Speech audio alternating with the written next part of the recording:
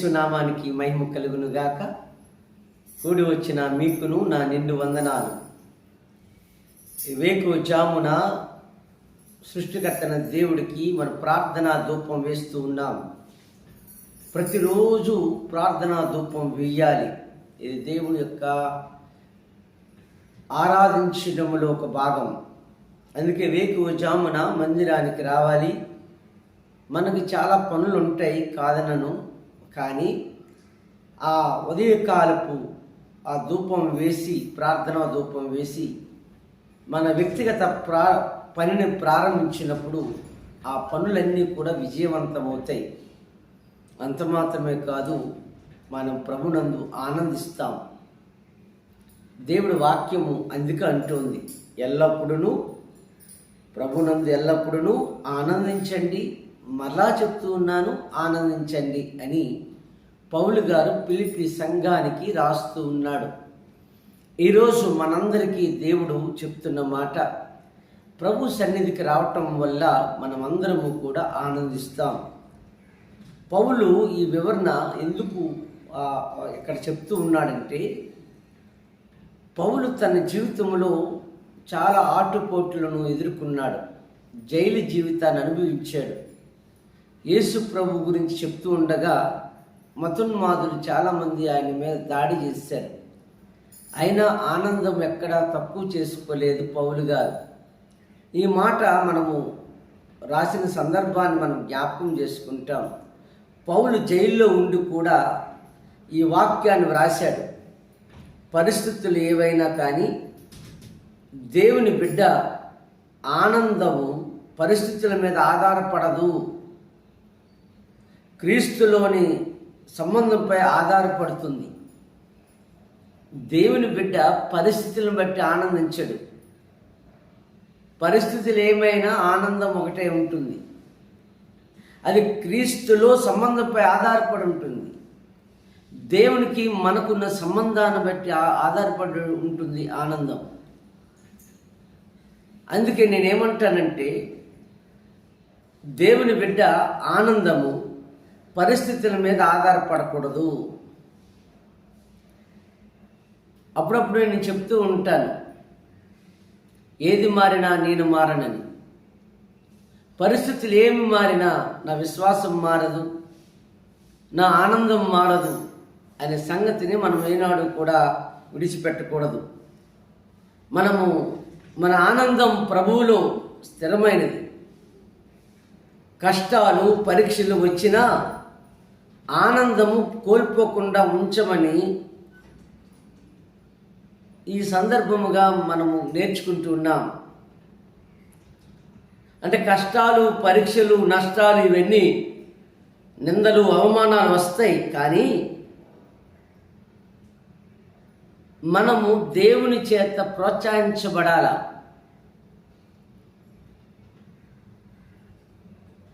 మనం గమనించాలి. ఆనందించండి అని ఎందుకు ఇక్కడ పౌలు చెప్పాడంటే, ఒక ఆజ్ఞ కూడా, 10 ఆజ్ఞలు ఉన్నాయి కదా, 10 ఆజ్ఞలు ఎలాగో ఈ ఆజ్ఞ కూడా అలాంటిదే. ఆనందించండి, ఆనందించండి, ప్రభునందు ఎల్లప్పుడూ ఆనందించండి. ఇది ఒక ఆజ్ఞ. మన ఆనందము పరిస్థితుల మీద ఆధారపడకూడదు అని ఇందాకే చెప్పుకున్నాం. మన ఉదాహరణకు పౌలు గారు జైల్లో ఉండి కూడా ఈ మాట చెప్పాడు. అతనికి కష్టాల మధ్య కూడా ఆనందం ఉంది. అమ్మా అయ్యా, దేవుడి మాటలు వింటూ ఉన్నారు. దేవుని నమ్ముకోవటం ద్వారా ఏమిటాయంటే, శ్రమలు రావని కాదు, బాధలు రావని కాదు, నష్టాలు రావని కాదు, నిందలు రావని కాదు, వాటి మధ్యలో కూడా ఆనందించే శక్తి దేవుడు మనకి కల్పిస్తాడు.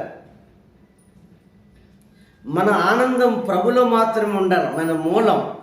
మన మూలం ప్రభునందే ఉండాలి. డబ్బు, ఆరోగ్యము, స్థానము, మనస్సులు ఇవి మారిపోవచ్చు.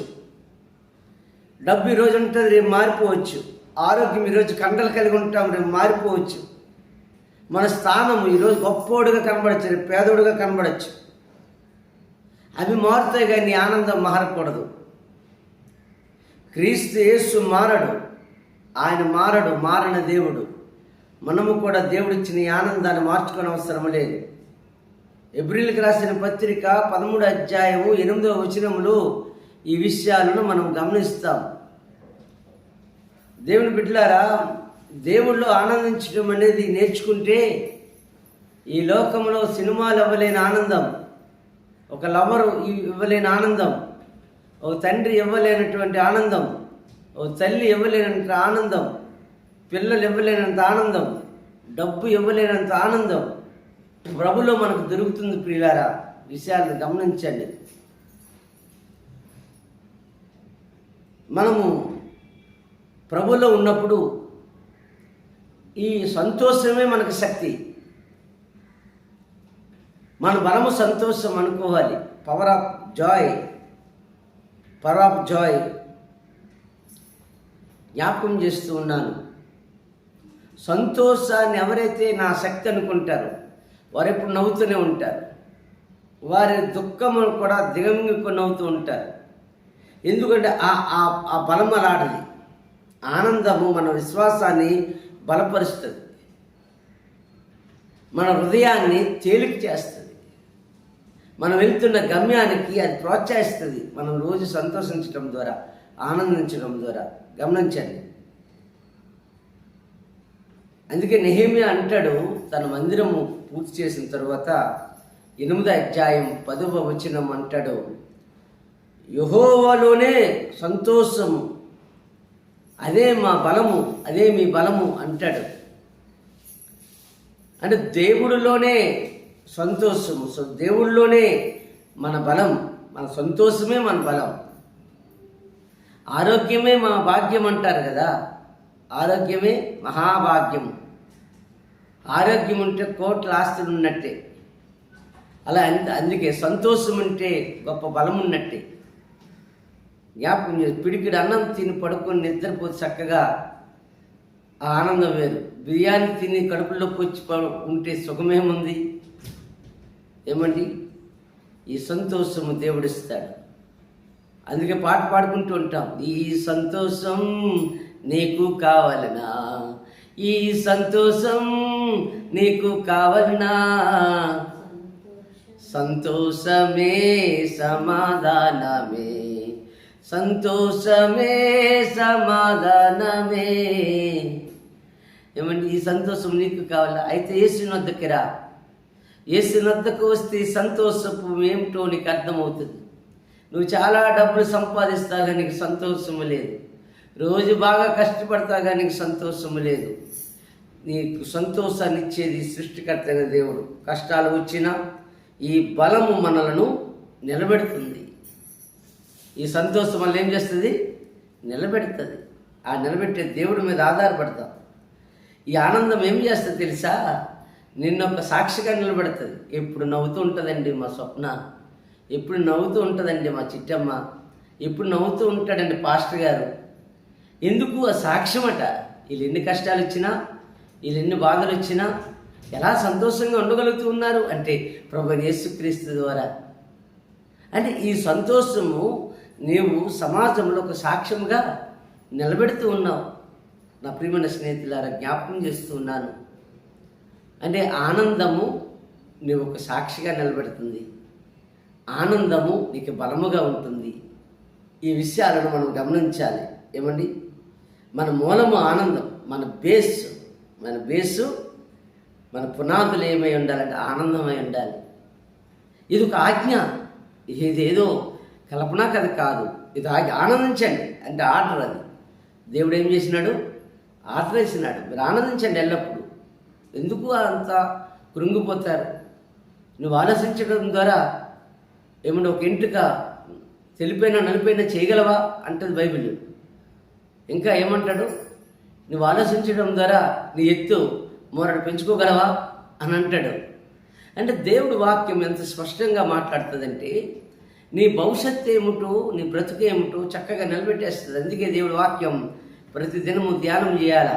నా ప్రియమైన స్నేహితులారా, జ్ఞాపకం చేస్తున్నాను, నేను ముగించుతున్నానండి. ఆనందము పరిస్థితులపై కాదు, ప్రభుపై ఆధారపడుతుంది. ఆయనలో స్థిరంగా ఉంటే మన జీవితంలో ప్రతిరోజు సంతోషం, శాంతి ఉంటుంది. జ్ఞాపకం చేస్తున్నాను. ప్రభువా అని మనం ఆయన ఈరోజు ప్రార్థిద్దామా? ప్రభువా, ఎలాంటి పరిస్థితిలోనైనా నీలో ఆనందించటం నన్ను బలపరచు. నా జీవితం నీ సంతోషానికి సాక్షిగా నిలవాలయ్యా. ఏమవ్వాలి? నా జీవితము నేను సంతోషంగా ఉంటే సాక్షిగా నిలబడాలి. అలా నన్ను నడిపించి ప్రభు అని మనం ప్రార్థించినప్పుడు దేవుడు గొప్ప కార్యాలు చేస్తాడు. ఏమండి, కీర్తనకారుడు అంటాడు 16:11 ఏమంటాడు? నీ సన్నిధిలో సంపూర్ణ ఆనందము కలదయ్యా, నీ కుడి చేతిలో నిత్యానందములు ఉన్నాయ్యా అంటాడు. ఏమండి, 16:11 ఏమంటాడు? నీ సన్నిధిలో సంపూర్ణ ఆనందం ఉందయ్యా, సంతోషం ఉందయ్యా, నీ కుడి చేతిలో నిత్యానందము కలవయ్యా. అవును, ఆ గొప్ప దేవుడి చేతిలో ఉందంతా కూడా. యెహోవాలోని సంతోషమే మా బలం, దేవుళ్ళు ఆనందించడమే మా బలం. మాకు డబ్బు లేదు, మా దగ్గర పలుకుబడులు లేవు, మా దగ్గర ఏ విధమైన రాజకీయ నాయకులు లేరు. మా బలం ఏమిటయ్యా అంటే దేవుడే. బ్రతుకుట క్రీస్తే, చావైతే లాభం అని బ్రతుకుతున్నాము కాబట్టి ఆనందం. అంటే ఈ బ్రతుకు మీద మాకు పెద్దగా ఆలోచన లేదు, మా బ్రతుకంతా క్రీస్తే. మత్తయి సువార్త 5:16 ఏమంటాడు? అలాగే మీరు వెలుగు సంబంధమైన మనుషులు ప్రకాశించుడి. మీ వెలుగు మా మనుషుల మధ్యలో ఏం చేయాలి? ప్రకాశించండి. మీ ఆనందాన్ని ప్రజల మధ్యలో ఉంచండి. వారు మీ సత్కార్యములు చూసి పరలోకమందున మీ తండ్రిని మహిమపరుస్తారు. చాలాసార్లు మందిరాలకు వస్తూ ఉంటారు కానీ చాలా కుమిలిపోయి ఉంటారు. అది మంచిది కాదు అంటుంది దేవుడి వాక్యం. మీరు లోకానికి వెలుగుగా ఉండండి. నా ప్రియమైన పౌలు శీలలు ప్రార్థన చేసినప్పుడు ఎక్కడున్నారో వాళ్ళు? జైల్లో ఉన్నారు, ఆనందిస్తున్నారు, గెంతులు వేస్తున్నారు. ఇంకెలాగా చెప్పుకుంటూ పోతే ఈ రోజంతా చెప్పగలం. దేవుడు కొద్ది మాటలు దీవించునుగాక. పరిశుద్ధాత్మ దేవుడు తన శక్తి చేత నింపునుగాక. తన బలమైన హస్తంతో నడిపించునుగాక. సంతోషంతో నింపునుగాక. ఆమేన్.